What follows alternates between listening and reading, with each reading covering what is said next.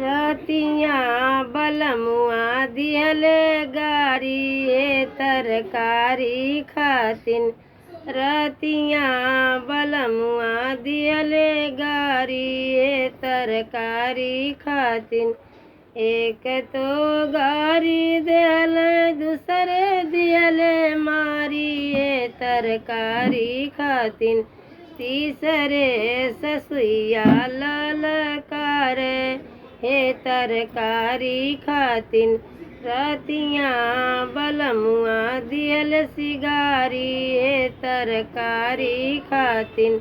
रतिया बलमुआ दियल सगारी तरकारी खातिन।